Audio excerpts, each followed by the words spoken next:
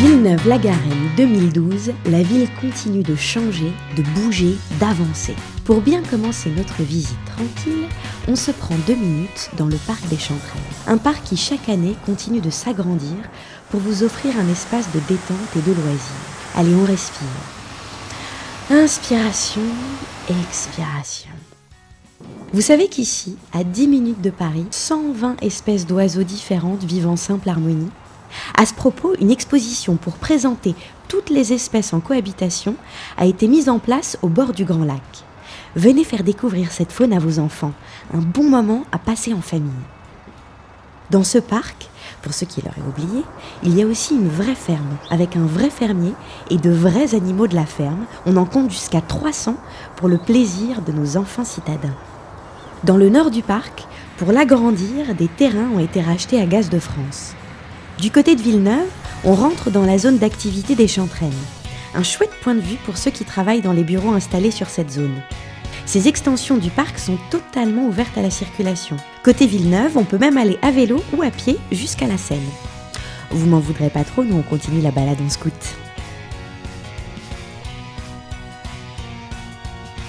Tiens, puisqu'on est là, allons voir ce qui se passe chez les sportifs. On m'a parlé d'une nouvelle salle de combat à Philippe Catio. Transformer cette salle en salle de combat a permis de faire monter d'un étage le fitness dans la salle de karaté et de transférer le karaté et le kung-fu avec l'aïkido. Et en attendant, la transformation de cette salle de combat a permis d'organiser et de passer une convention avec la Ligue des Hauts-de-Seine du judo. Je comprends mieux pourquoi le gymnase Philippe Catio est maintenant éligible pour les compétitions régionales mensuelles. Tiens, regardez les places de stationnement des autolibres dans le parking de la piscine. Vous savez, ces automobiles électriques en libre circulation. Cela fonctionne comme des Vélib'. On peut prendre une voiture pour 1 heure ou plus et la rendre dans un autre endroit que celui où on l'a prise.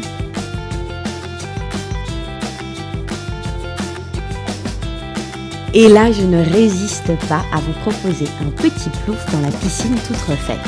Bien, de la mi-juillet à fin septembre, la piscine a été rénovée dans son ensemble. Le principal travail était la réfection et l'étanchéité des bassins, mais c'est aussi des travaux de peinture importants, avec bien évidemment aussi des éléments de chaufferie qui ont été révisés, réparés, les bacs à sable, des éléments techniques du traitement de l'eau.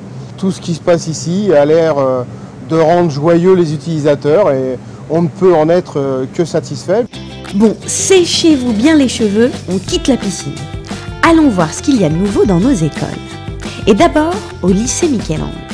Le lycée est donc tout neuf et emblématique de ce travail que nous faisons à Villeneuve entre tous les partenaires, que ce soit l'éducation nationale, la mairie et les entreprises, puisque ce travail en partenariat a permis la mise en place d'un BTS, d'un nouveau BTS, assistant manager, grâce à l'appui des entreprises de Villeneuve. Les entreprises se sont engagées et ont joué le jeu jusqu'au bout, puisque cette année, c'est en 2e année de BTS assistant manager que sont certains de nos enfants et travaillent 1 semaine bien sûr à l'école et 1 semaine dans les entreprises de Villeneuve.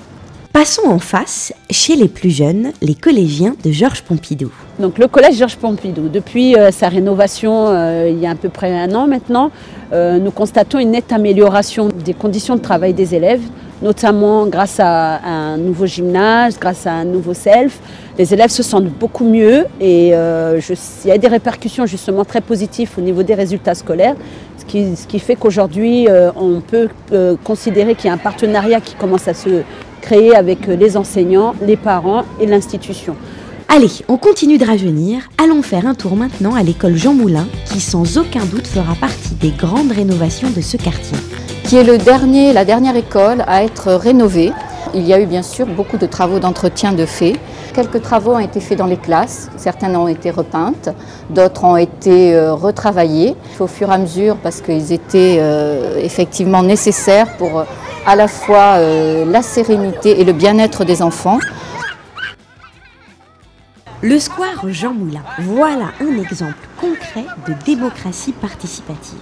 Pour le refaire à la convenance des habitants, des concertations en plusieurs phases ont été réalisées après des visites de quartier pour que le projet de réhabilitation soit ensuite conduit par la ville. Laissons les enfants devenir grands et dirigeons nos pas vers la Caravelle. Le site de la Caravelle a été choisi parmi 33 sites en France pour faire le point sur ce qui fonctionne et ce qui ne fonctionne pas en matière de politique de la ville. Donc c'est très simple. Aujourd'hui, dans 3 thèmes principaux qui sont l'éducation, la sécurité et l'emploi, on radiographie tout ce qu'on fait. Ce qui fonctionne bien préfigure ce que sera la politique de la ville de demain. Ce qui ne fonctionne pas est abandonné. Et à la Caravelle, outre ces expérimentations privilégiées, il continue d'y avoir des initiatives qui peuvent rendre fiers leurs fondateurs. Alors effectivement, j'ai créé l'association ECD à l'âge de 17 ans et demi, donc en 98. L'objectif de cette association, c'était de dynamiser le quartier donc, par rapport aux travaux qui devaient être effectués par PAC 92 à l'époque.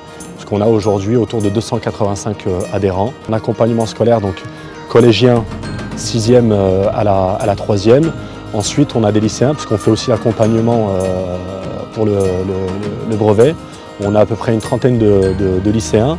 Ensuite, on fait de l'accompagnement aussi pour les adultes, la préparation aux examens. À la Caravelle, il y a aussi une belle initiative de recyclage des encombrants. La création d'une ressourcerie. Alors, qu'est-ce que c'est qu'une ressourcerie?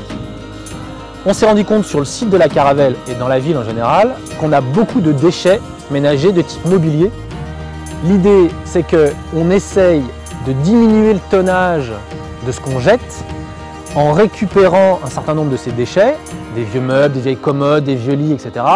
Il y a énormément de ces déchets qui peuvent être nettoyés, rafistolés, réparés et remis dans un circuit économique, soit en les donnant pour ceux qui en ont besoin, soit en les vendant à un prix vraiment défiant toute concurrence. Et finalement, tout le monde y gagne. Allez, nous voilà à 2 pas du Nouveau Monde. Inutile de vous proposer une visite, le Nouveau Monde et ses multiples activités commencent à être bien connus de vous. Dans son cœur d'activité, un travail a été réalisé au niveau du centre social, travail qui a permis de faire se rencontrer les partenaires et le public. Une centaine de personnes ont participé pour mieux déterminer ce que les habitants attendent du centre social. En complément des permanences qui sont proposées depuis des années, on propose aujourd'hui 2 fois par mois une permanence d'UFC Que Choisir.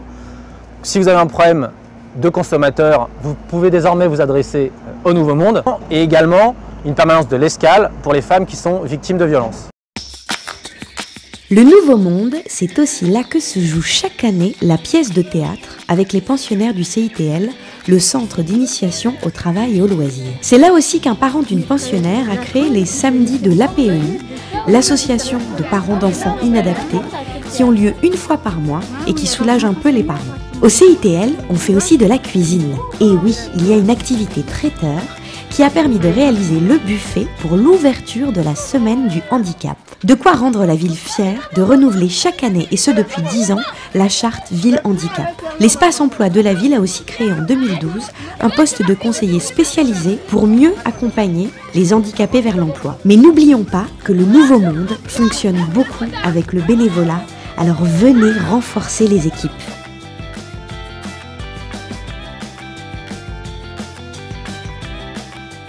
Hop, on va pas passer si près de la salle des fêtes sans y faire un petit détour. Ici, entre le centre culturel Max Juclier, la MJC et les associations de la ville, ce ne sont pas les occasions de voir du beau, d'entendre du son, de rigoler et même de danser qui manquent.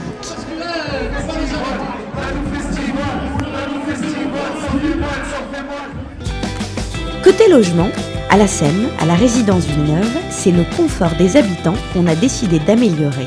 Ce chantier de rénovation comprend les abords des bâtiments avec les espaces verts et les places de parking.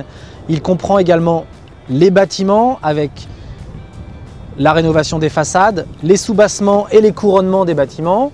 Et quand on rentre dans les immeubles, la rénovation comprend les halls, les boîtes aux lettres.